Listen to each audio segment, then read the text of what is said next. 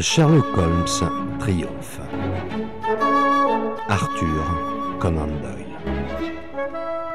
Traduit par Henri Evy. Les 6 Napoléons.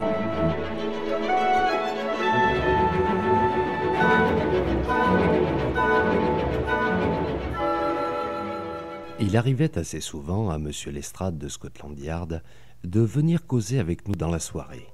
Et ces visites faisaient grand plaisir à Sherlock Holmes, car elles lui permettaient de se tenir au courant de toutes les nouvelles apprises par la police. En retour des récits que faisait Lestrade, Sherlock Holmes prêtait une grande attention aux détails des affaires dont le détective pouvait être chargé. De temps en temps, il lui donnait des avis que justifiaient sa longue expérience des affaires, des hommes et des choses. Ce soir-là, Lestrade avait parlé du temps, des journaux. Puis, la conversation était tombée tandis qu'il continuait à fumer son cigare. Holmes le regarda avec attention. « Rien d'intéressant ?» dit-il. « Non, monsieur Holmes, rien de particulier. »« Alors, dites-le-moi. » Lestrade se mit à rire. « Eh bien, monsieur Holmes, je n'ai pas besoin de nier. Oui, il y a bien quelque chose qui me préoccupe. Et pourtant, c'est si stupide que j'hésite à vous ennuyer en vous le racontant. D'un autre côté, l'événement, tout en ne sortant pas de la banalité, paraît cependant assez bizarre. Je sais, il est vrai, que vous avez un goût marqué pour ce qui sort de l'ordinaire. Mais à mon avis, cette affaire paraît plutôt ressortir du domaine du docteur Watson que du vôtre. « Une maladie ?» demandai-je. « En tout cas, de la folie, et une folie extraordinaire.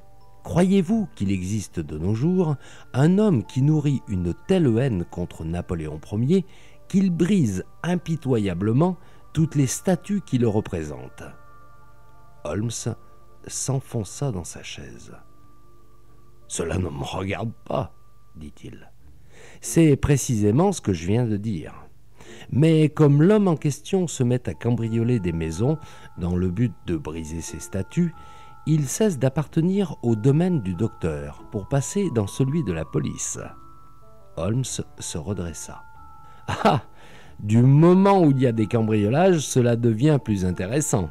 Donnez-moi donc des détails. » « La première affaire a eu lieu il y a 4 jours, dit-il.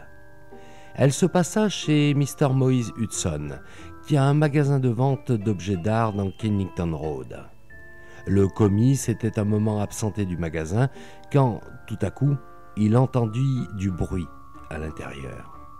Il revint en toute hâte et trouva brisé en 1000 morceaux un buste en plâtre de Napoléon qui était placé sur le comptoir au milieu d'autres œuvres d'art.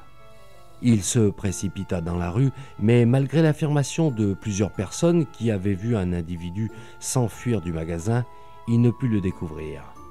Il crut donc voir dans ce fait un acte de vandalisme comme il s'en produit de temps en temps, et c'est dans ce sens que fut faite la déclaration à la police.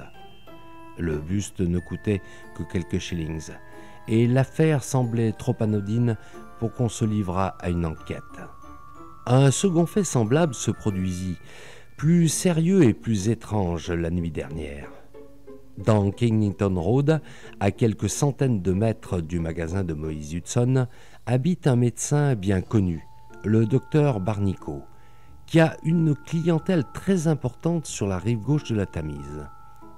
Sa résidence, avec son cabinet de consultation, est dans Kennington Road, mais il a une clinique à Lower Brixton Road, distante d'environ 2 miles.